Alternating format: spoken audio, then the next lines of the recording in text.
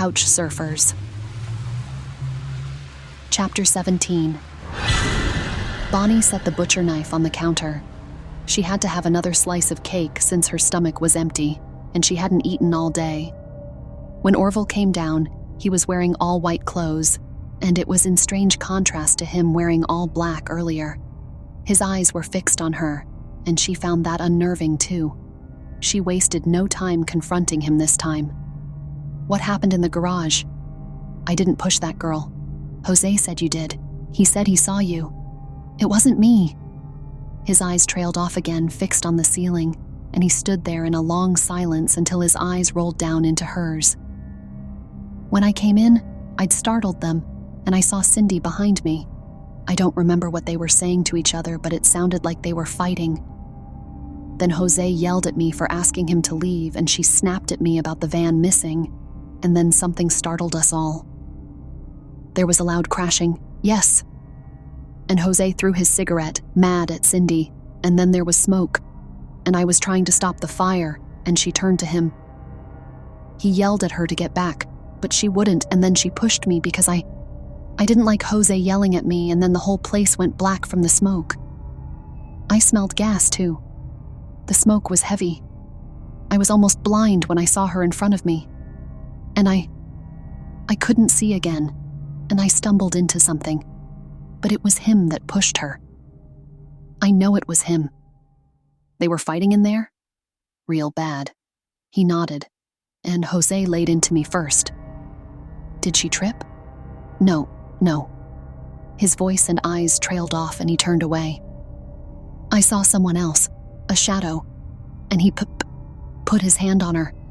He pushed her." Orville's fingers reached out. He tried to touch her arms while he trembled. "I need to touch you again. Just a little." "What?" She stepped back. "Like last night. I need to feel your lips again. I won't do anything bad.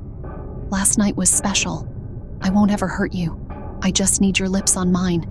Only for a second, I promise." Bonnie broke away and ran for the doorway. She tried to get away, but he grabbed her arm. "No, don't leave. You're not going to run away. Never. Let go. You will love me because you already do." He fell into her body and wrapped his arms around her. She tried to break free, but his grip was tight.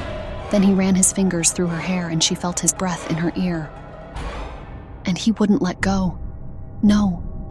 Please, stop."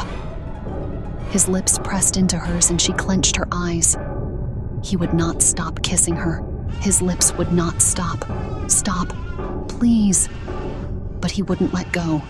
No, he couldn't. Just let go. "Uncle, where are you? I need you. Someone help me, please." Couch Surfers, Chapter 18. Time is eternal in the most hellish way. Someone pushed Orville and pulled her away. A voice yelled out, "Get your hands off her!" Orville came at her again. Whoever it was behind her tugged harder until she was finally free. Then she saw it was Jose who hurled a fist. His eyes were as mad as Orville's and he stumbled back, wiping a bloody lip. I was only being nice." "Nice?" Jose yelled. "Cindy's dead. I didn't push her." "You did." "Stop saying that." Jose clenched his fist. "You're a sicko." "No, you're the sicko. You pushed her in your anger." Bonnie saw Orville's lips quiver, and blood suddenly came through his nostrils. He uncurled his palm and spit a glob of bloody saliva in the center. And then his teary eyes lifted into hers, and he glanced over to the kitchen counter. She followed his eyes right to the butcher knife. Within seconds, he disappeared into the hallway, his footsteps echoing on the creaking stairs, up and down until the attic door slammed shut. "Right back to his mother," Jose said. "Thanks. I'm so sick over this." Jose fell into her arms. "He killed her. I'm scared, real scared. We've got to get out of here." "Damn right we do." Then she heard him cry, and it was relentless. She ran her fingers through his hair, knowing he needed comfort. "Is the fire out?" "The rain killed it." He nodded. "And it's almost dark out there." We'll never make out on a flat tire. Not in this storm. I can't believe this. A spare tire was in there, but it burned up. We've got to get out, she said. His truck. If only we could find the keys. I know, Jose said, pulling his face up. Tears streaked his cheeks as she brushed them dry. I need a drink, a real stiff one. Bonnie kept rubbing his hair.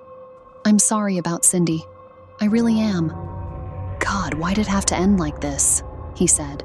Hal made a move on her last night, and then we were fighting, and it all ends like this? Are you sure she's dead?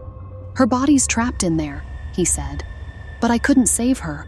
No, not after the roof collapsed and covered her. We've got to pull ourselves together, she said. We've got to find Rick and Susie and get out of here. I just need to drink. I'm going back to the shed to finish the weed and whiskey. I'll find them, she said. Okay, I'm heading back, he said. Whiskey. I need lots of it. Just a joint left too. Then she felt his tears soak her skin, warm and wet, and he kept moaning, and then he started rocking in her arms, so restless. I'll always love her. I will. Regrets. They were always an endless death, as if it was all meant to be endless.